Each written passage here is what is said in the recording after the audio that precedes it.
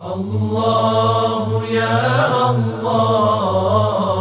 الله سبحان الله الله يا الله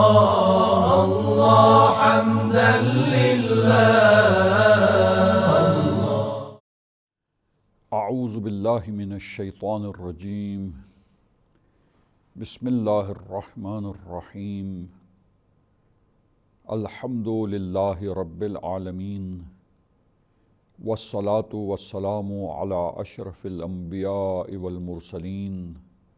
وآلہ الطیبین الطاہرین المعصومین. عزیزان گرامی، محترم ناظرین، ہمارے آخری نبی اور اللہ تعالیٰ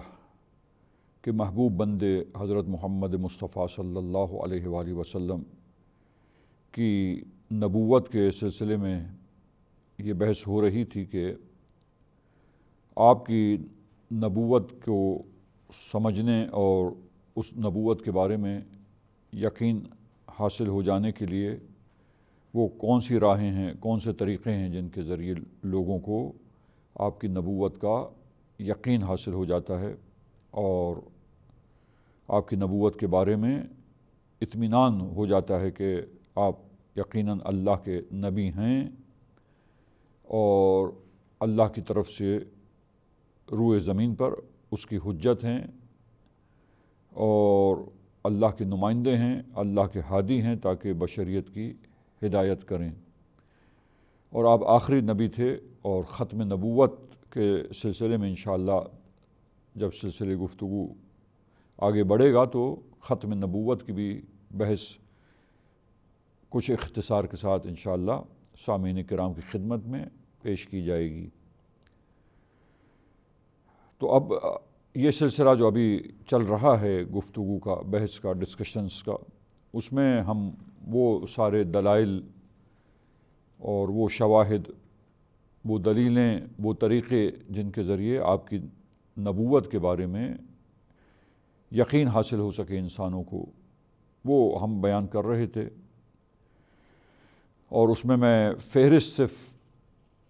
بیان کروں اور پھر سلسلے گفتگو کو آگے بڑھا کر آج کے اس پروگرام میں ایک دو باتوں کا تذکرہ اور کرنا ہے. انشاءاللہ وہ آپ کے سامنے پیش کریں تاکہ یہ چیپٹر جو ہے اس لحاظ سے کمپلیٹ ہو سکے، آج مکمل کیا جا سکے اس بحث کو. تو سامعین کرام کی خدمت میں بیان ہوا کہ قرآن مجید جو ابدی معجزہ ہے، زندہ معجزہ رسول اللہ صلی اللہ علیہ وآلہ وسلم کا، رہتی دنیا تک، قیامت تک، جو کتاب وحی خدا ہے، اللہ کی طرف سے نازل ہوئی ہے اور ہدایت ہے، اور یہ فصاحت و بلاغت میں ایسی کتاب ہے کہ اس کا کوئی مقابلہ نہ کر سکا، نہ کر سکتا ہے، نہ کر سکے گا. لہٰذا فصاحت و بلاغت کے اعتبار سے یہ کتاب جو ہے یہ معجزہ ہے، اور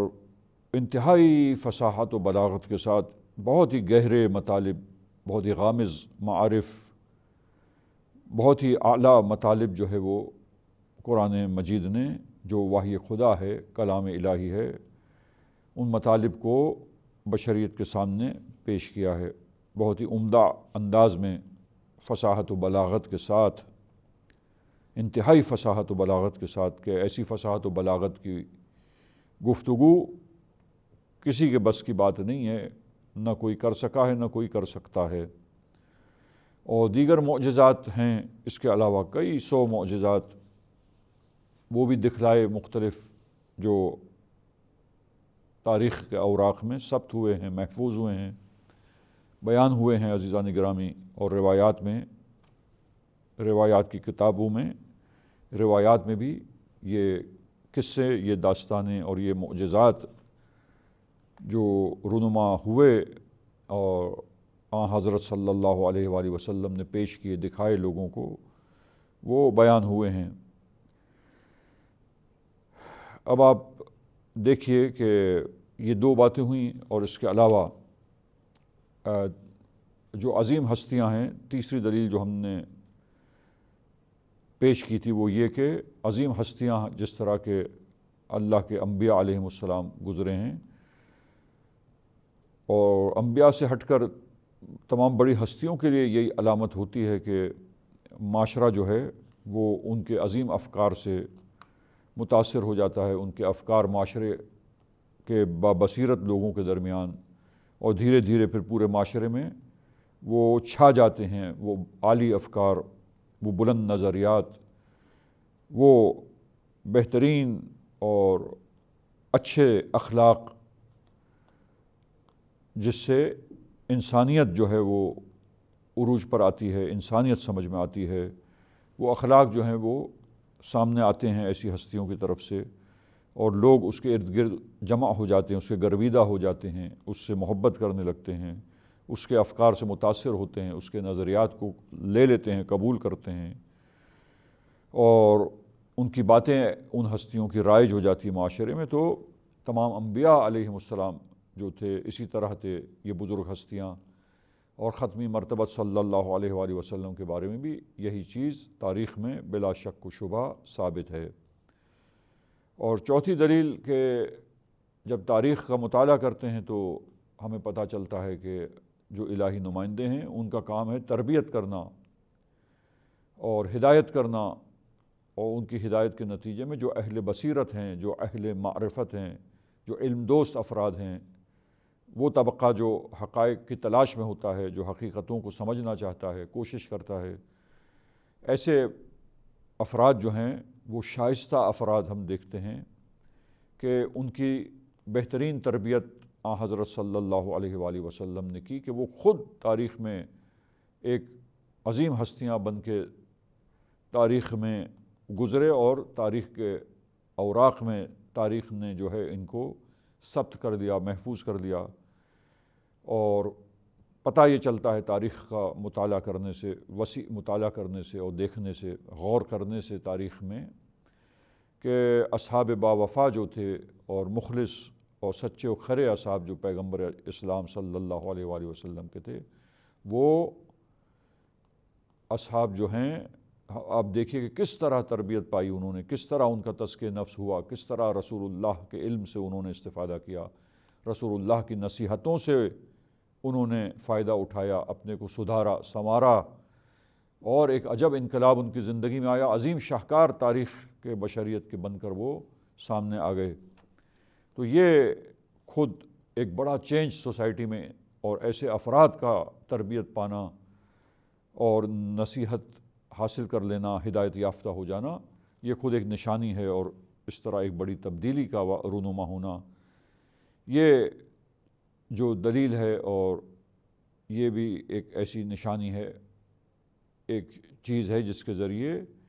جو نبی نے دعوی نبوت کیا اور جو کوشش کر رہا ہے جو نبی، اس سے پتہ چلتا ہے۔ اس کے علاوہ دلیلوں میں بتایا کہ نبی کی زندگی جو تھی بعثت سے پہلے بھی اور بعثت کے بعد بھی، وہ پوری کی پوری زندگی، حتیٰ بعثت سے پہلے کی زندگی بھی عزیزان گرامی انتہائی درخشاں زندگی ہے، ایسی زندگی ہے کہ جہاں پر آپ کے عظیم کردار جو ہے وہ بشریت کے سامنے آتے ہیں، انسانوں کے سامنے آپ کی سیرت طیبہ آتی ہے، ایسی سیرت، ایسے اخلاق حسنہ،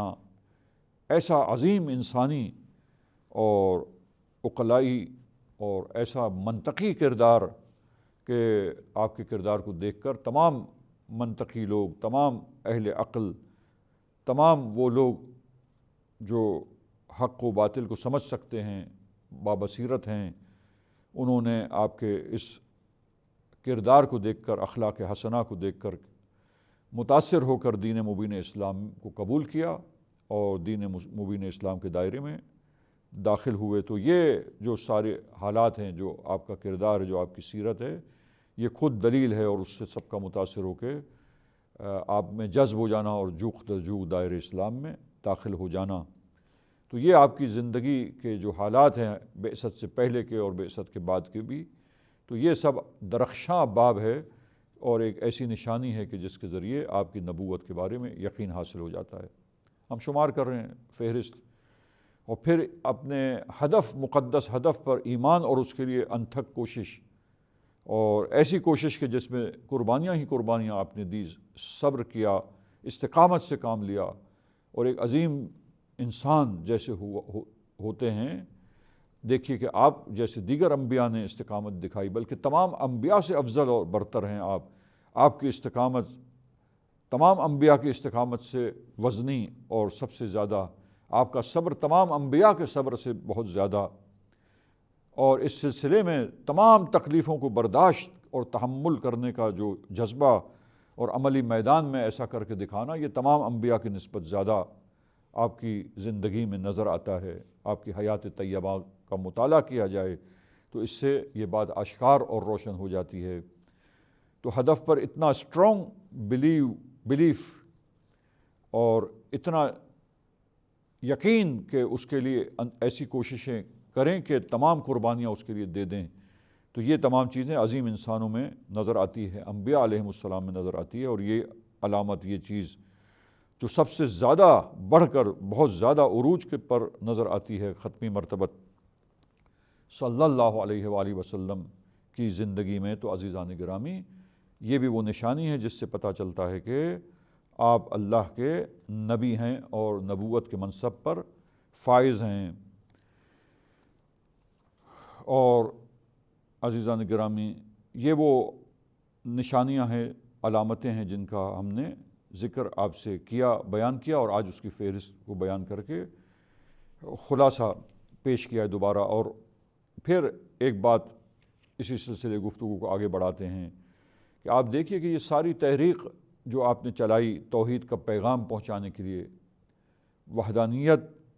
کو بیان کرنے کے لیے، لوگوں کو اللہ تعالیٰ کی طرف دعوت دینے کے لیے، تو عزیزان گرامی ہم دیکھتے ہیں کہ اس پوری تحریک میں جو آپ کو رکاوٹوں کا سامنا ہوا اور آپ کی طرف سے جو استقامت ہوئی، تو بہت سا مقابلہ کرنا پڑا آپ کو دشمنوں کے ساتھ اور رکاوٹ ڈالنے والوں کے ساتھ، کیونکہ پیغام کو پہنچانا آپ کی ذمہ داری تھی. جہاں آپ نے صبر کیا، استقامت سے کام لیا، وہاں ہم دیکھتے ہیں کہ یہ بھی ایک اللہ کے نمائندوں کی خصوصیت ہے کہ وہ کبھی بھی ایسے حربے نہیں استعمال کرتے، کبھی بھی ایسے چیزوں سے استفادہ نہیں کرتے، ایسی چیزوں سے کہ جو انسانی اخلاق کے برخلاف ہو اور عقل اسے قبول نہ کرتی ہو، اور اخلاقی اعتبار سے وہ بری چیز ہو، اور بری چیز کے ذریعے، اس وسیلے کے ذریعے کہ جو برا وسیلہ ہے عقلی طور پر، فطرت بشر اس کو برا سمجھتی ہے، عقل اس کو برا سمجھتی ہے، عقلاء جو ہے اسے درست نہیں سمجھتے ہیں جس وسیلے کو، اس وسیلے کے ذریعے انہی ذرائع سے بس جیسے بھی ہو جائے، چاہے کچھ ہی کرنا پڑے اپنے مقصد کو حاصل کرنے کے لیے. ایسا نہیں، بلکہ ہم دیکھتے ہیں کہ ہمیشہ اخلاقیات اور عظیم اخلاقیات کے ساتھ آپ نے اس ساری مہم کو سر کیا، اور یہ ساری تحریک از اول تا آخر جو آپ نے چلائی اور پیغام کو پہنچایا، آپ کی ان کوششوں میں ہم دیکھتے ہیں کہ وہی راستے آپ نے اختیار کیے کہ جو راستے اللہ تعالیٰ کی طرف سے جس کی اجازت تھی، اور وہاں پر کہیں پہ کوئی ایسا ذریعہ جو آپ نے اختیار کر لیا ہو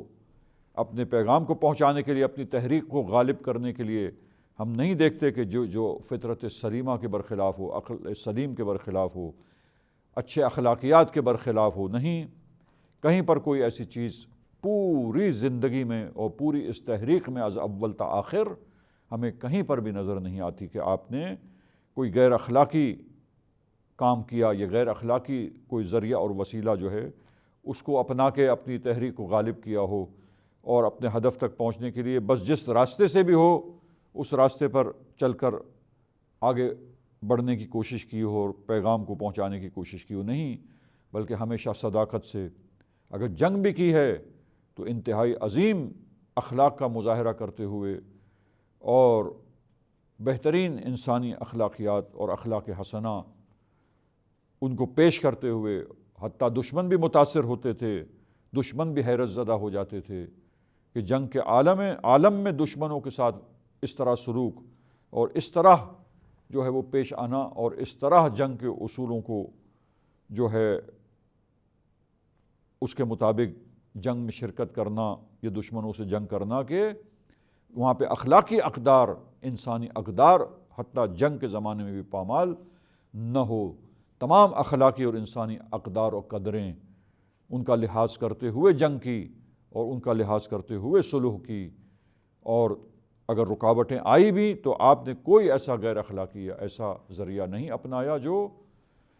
اخلاقی اعتبار سے جو ہے درست نہ ہو، یا اخلاقی اعتبار سے جو ہے وہ اچھا نہ ہو لوگوں کی نگاہ میں، عقلاء کی نگاہ میں، یا عقل اسے قبول نہ کرتی ہو۔ تو عزیزان گرامی، یہ بھی اللہ کے انبیاء کی علامت ہے، نشانی ہے، اور جس نشانی کے ذریعے ایک انسان نبوت کے منصب پر فائز ہے، کیونکہ وہ اللہ کا نمائندہ ہے، لہٰذا پوری زندگی میں اخلاقی اصولوں کی پابندی کرتا ہے، اور کبھی بھی ہدف کو حاصل کرنے کے لیے غیر اخلاقی وسائل اور ذرائع کو اختیار نہیں کرتا۔ سلسلے گفتگو یہاں تک پہنچا، ایک دو چھوٹی باتیں اور رہ گئیں۔ عزیزان گرامی، انشاءاللہ سلسلے گفتگو کو اگلے پروگرام میں آگے بڑھائیں گے، اور اس مطلب کی تکمیل کے لیے انشاءاللہ کوشش کریں گے کہ یہ مطلب پائے تکمیل تک پہنچے۔ وصلی اللہ علی محمد واہل بیتہ الطاہرین۔ اغفر لنا ذنوبنا